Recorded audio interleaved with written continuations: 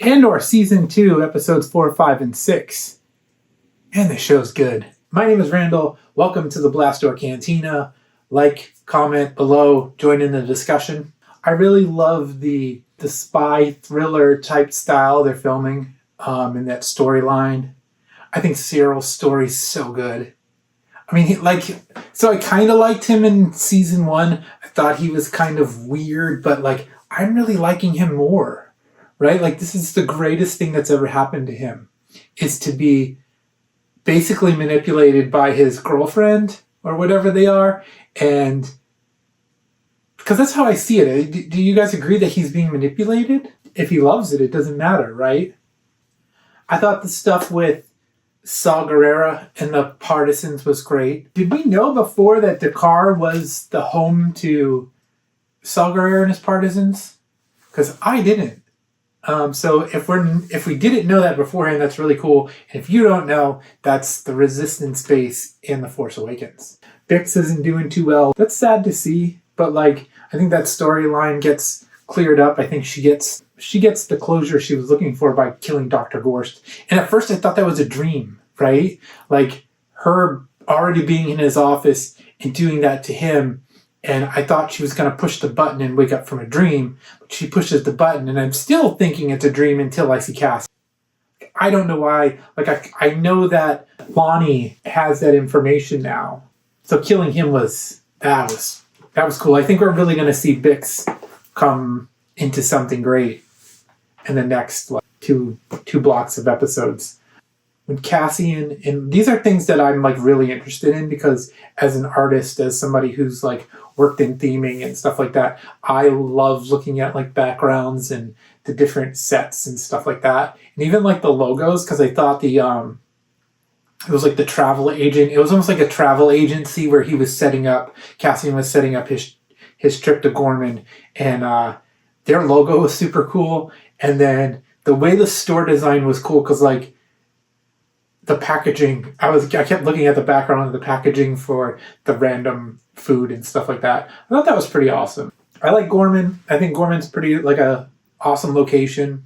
The Gorman front. So Cinta's death, I think it's one of those things where you're creating this rebellion, and there's different pockets of rebellion around the galaxy that aren't coordinated. And we see the cost of them being uncoordinated.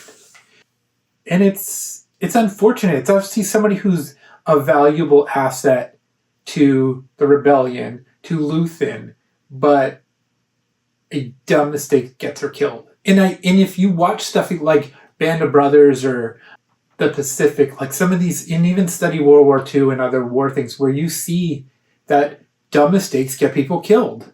And I think that's a reality of war, and I think it's something that, while you see a good character go out and I'm going to say dumb in quotes, in a dumb way, because what the actions of the guy and the Gorman front did is dumb.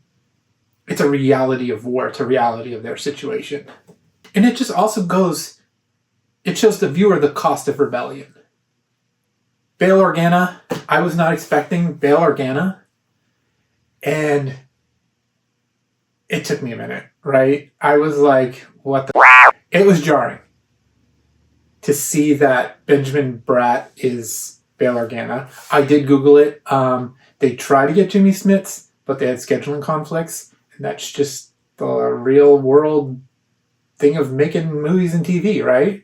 Benjamin Bratt's a good actor. I mean, I think this is they showed a small scene, boom, here's Bail Organa. This is Bail Organa.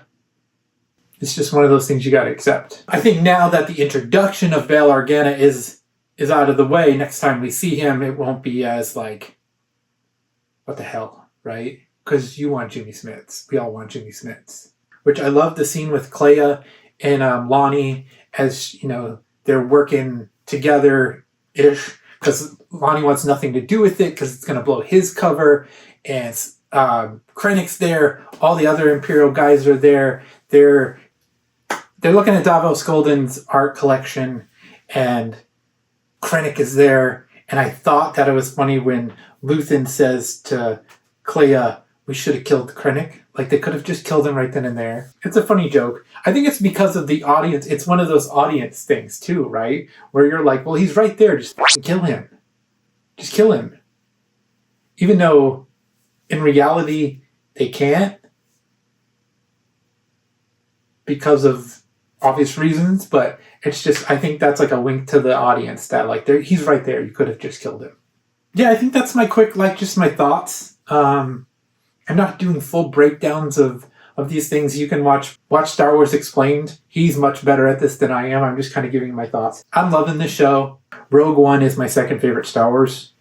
Andor Season 1 is my favorite Star Wars show. Season 2 is probably going to surpass Season 1 for me. Just depends on, what happens. Yeah, I love the spy nature. There's, other thing. The Tarkin... So we know that there's going to be the Gorman Massacre, and in Legends, the Gorman Massacre was Tarkin landing his ship and killing a bunch of people. A bunch of Gormans were protesting Grand Moff Tarkin coming to Gorman, and they're on his landing pad, and I might be butchering this a little bit because it's been a while, but he then has his ship landed on top of the people and kills them. So instead of like totally... I'm going to say retcon, even though it's Legends. Retconning the idea. I'm not going to say retconning. Instead of coming up with a new idea that replaces this, they brought that in, and now they're going to do another Gorman Massacre. So it's kind of easy to see, like, the Empire really hates Gormans, man. It's like, wow. So yeah, that was a cool moment. And I was like, oh... That's awesome.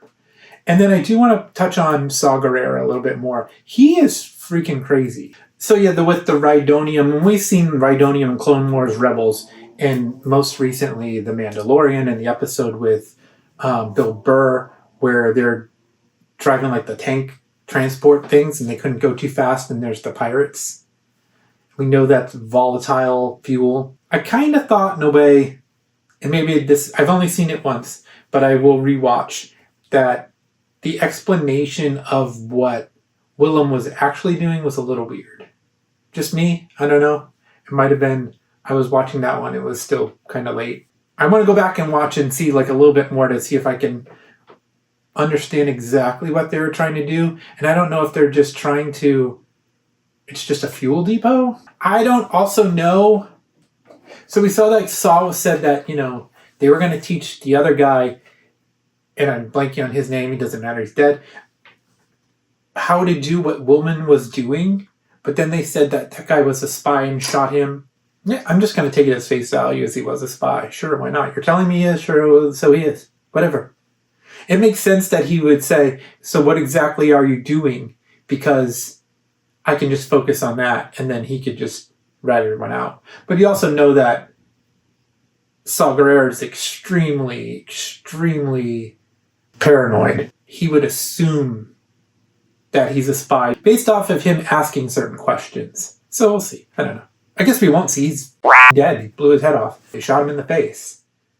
I like where Woolman's story is going. I would love to see like another year jump and he's like fully like I almost said drinking the Kool-Aid, but it's more like sniffing the Rhydonium. Next week, hoping for K2SO. But I have a feeling they're holding K2SO until the last 3 episodes. But I don't know. And that's all for this one. Subscribe if you're liking this continued path we're going to head down, is just positive talks about Star Wars. Catch you on the next one. May the Force be with you. Always. Dr.